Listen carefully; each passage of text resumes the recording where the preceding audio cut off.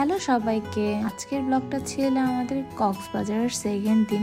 কি করলাম আমরা, কোথায় কোথায় গেলাম, কি খেলাম, এগুলা নিয়েই। শুরুতেই একটা লম্বা করে ঘুম দিয়ে উঠে আমরা নাস্তা করতে চলে গেলাম, সাথে তো চা থাকবেই।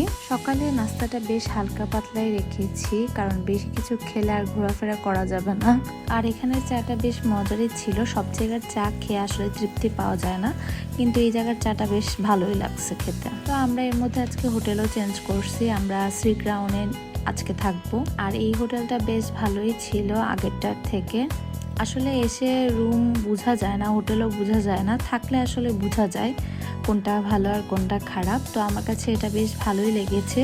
আর এই রুমের বারান্দা থেকে সবকিছু বেশ ভালোই দেখা যাচ্ছিল, বিশেষ করে সমুদ্রটা। যাই হোক, এখন আমরা রেডি হয়ে চলে যাব, আজকে সারাদিন ঘোরাফেরা করব। এবার আমি কথা না বলি, তোমরা বাকি ভিডিওটা দেখতে থাকো।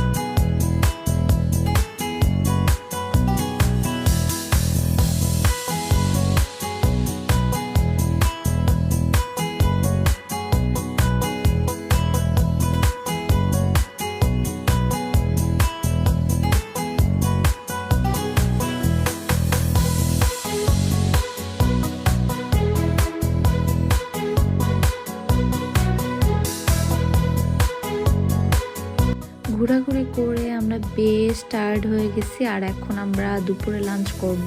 তার জন্য কাছে যেটা পেলাম সেটাতেই চলে গেলাম। আর এখানের খাবারটাও খারাপ ছিল না, বেশ ভালোই ছিল। আমরা আগেও একবার এখানে খেয়েছি।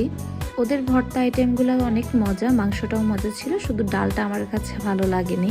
আর একটা ভিডিও এত বড় করলে তোমাদের কাছেও ভালো লাগবে না, তাই বাকি ভিডিওটা আমি পরে তোমাদের সাথে শেয়ার করব। টাটা।